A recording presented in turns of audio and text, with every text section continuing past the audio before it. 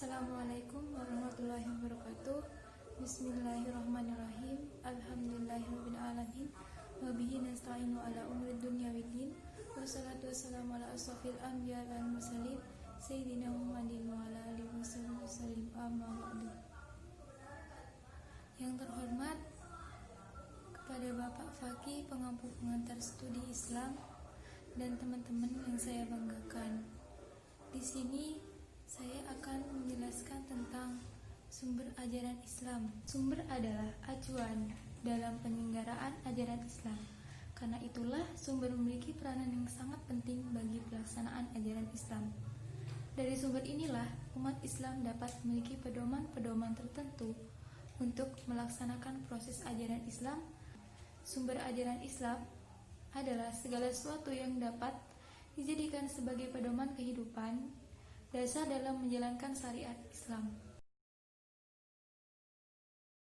Al-Quran secara etimologi berasal dari kata qoro'ah, ya'ro'u, kiro'atan, Qur'anan, yang berarti mengumpulkan dan menghimpun huruf serta kata-kata dari satu bagian ke bagian lain secara teratur.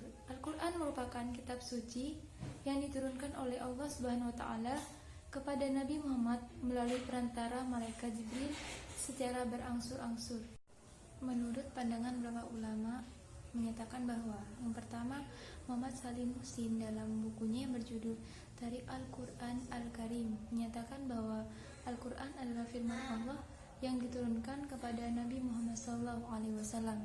Yang kedua, Abdul Wahab Khalaf mendefinisikan Al-Quran sebagai firman Allah SWT yang diturunkan melalui malaikat Jibril kepada Nabi Muhammad SAW. Yang ketiga, Muhammad Abduh mendefinisikan bahwa Al-Quran sebagai kalam mulia yang diturunkan oleh Allah SWT kepada Nabi yang paling sempurna, yaitu Nabi Muhammad SAW, yang ajarannya mencakup keseluruhan ilmu pengetahuan. Dari keseluruhan isi Al-Quran, pada dasarnya mengandung pesan-pesan. Yang pertama, prinsip keimanan kepada Allah, malaikat, kitab, rasul, hari akhir, qada dan qadar. Dua, prinsip syariah tentang ibadah khusus dan ibadah yang umum. Yang ketiga, masalah janji dan ancaman. Yang keempat, jalan menuju kebahagiaan dunia akhirat. Yang kelima, riwayat dan cerita. Fungsi dan tujuan Al-Quran. Yang pertama, untuk membersihkan dan menyucikan jiwa dari segala bentuk syirik. Yang kedua, untuk mengajarkan kemanusiaan yang adil dan beradab. Yang ketiga, untuk menciptakan persatuan dan kesatuan. Yang keempat, untuk mengajak manusia berpikir dan bekerja sama dalam bidang kehidupan bermasyarakat dan bernegara. Fungsi Al-Quran menurut nama-namanya. Yang pertama, Al-Huda atau petunjuk. Ada 3 kategori tentang posisi Al-Quran sebagai petunjuk. Yang pertama, petunjuk bagi manusia secara umum. Yang kedua, petunjuk bagi orang-orang yang bertakwa. Yang ketiga, petunjuk bagi orang-orang yang beriman. Al-Furqan atau pemisah, untuk membedakan dan bahkan memisahkan antara hak dan batil. Yang ketiga, As-Sifa atau obat, sebagai obat bagi penyakit-penyakit dalam dada seperti psikologis. Yang keempat, Al-Mau'izah atau nasihat, sebagai nasihat orang-orang yang beriman. Hadis berasal dari bahasa Arab yang artinya baru atau tidak lama, ucapan dan perbuatan. Menurut istilah al-hadis adalah segala berita yang bersumber dari Nabi Muhammad SAW yang berupa ucapan dan perbuatan. Macam-macam hadis. Dari segi banyaknya orang yang meriwayatkan atau perawi. Yang pertama, hadis mutawir adalah hadis yang diriwayatkan oleh banyak sahabat. Dan yang kedua, hadis masyhur adalah hadis yang diriwayatkan oleh 2 orang sahabat atau lebih yang tidak mencapai derajat mutawir.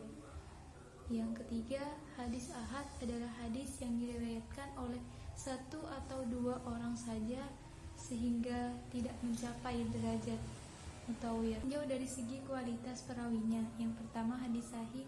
Kata sahih menurut bahasa berasal dari kata saha yasibuhu, yang menurut bahasa berarti sehat, selamat, dan benar. Yang kedua, hadis hasan. Menurut pendapat Ibnu Hajar, hadis hasan adalah hadis yang diriwayatkan kepada orang yang adil, kurang kuat ingatannya, tidak cacat, dan tidak ganjil.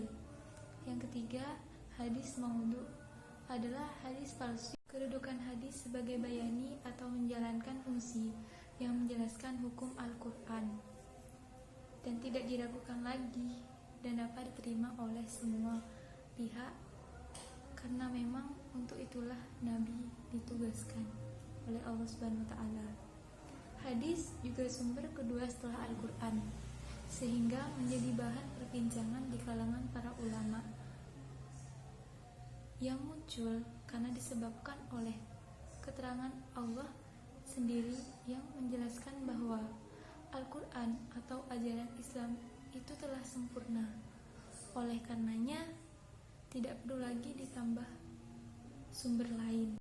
Fungsi hadis yang pertama, perincian petunjuk dan isyarat Al-Quran yang bersifat global. 2. Pengecualian terhadap isyarat Al-Quran yang bersifat umum. Yang ketiga, pembatas terhadap ayat Al-Quran yang bersifat mutlak.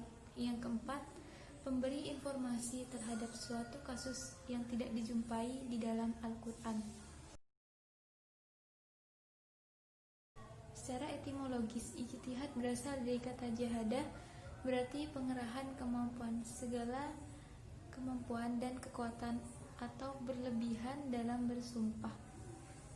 Kata ini beserta variasinya menunjukkan pekerjaan yang dilakukan lebih dari biasa, sulit dilaksanakan, atau yang disenangi. Secara terminologis, ijtihad adalah pengerahan segenap kesanggupan oleh seorang ahli fiqh atau mujtahid untuk memperoleh mengenai hukum syara. Macam-macam ijtihad. Yang pertama, ijma, berarti menghimpun, mengumpulkan, atau bersatu dalam pendapat. Atau ijma merupakan konsensus yang terjadi di kalangan para mujtahid terhadap suatu masalah sepeninggalan Rasulullah SAW. Yang kedua, qiyas. Qiyas adalah menetapkan hukum tentang sesuatu yang belum ada atau dalilnya yang tegas. Yang ketiga, al-maslahat, yang artinya adalah sesuatu yang di dalamnya mengandung kebaikan bagi masyarakat sehingga walaupun pada masa lalu hal tersebut tidak diberlakukan. Yang keempat, urf adalah sesuatu yang berlaku di masyarakat atau tradisi yang mengandung nilai-nilai kebaikan bagi masyarakat. Yang lima, istiqsan adalah segala sesuatu yang dipandang manusia pada umumnya sebagai hal yang baik dan tidak bertentangan dengan Al-Quran dan Sunnah. Si ijtihad yang pertama, ar-ruju atau kembali, mengembalikan ajaran-ajaran Islam kepada Al-Quran dan Sunnah dari yang kurang relevan. Yang kedua, al-ihya atau kehidupan, menghidupkan kembali bagian-bagian dari nilai. Yang ketiga, al-inabah atau pembenahan, yaitu memenuhi ajaran-ajaran Islam yang telah diijtihad oleh ulama terdahulu dan dimungkinkan adanya kesalahan menurut konteks, zaman, dan kondisi yang dihadapi. Sekian dari saya. Apabila ada kata atau kalimat yang kurang berkenan, mohon maaf yang sebesar-besarnya. Dan semoga apa yang saya sampaikan dapat bermanfaat bagi kita semua.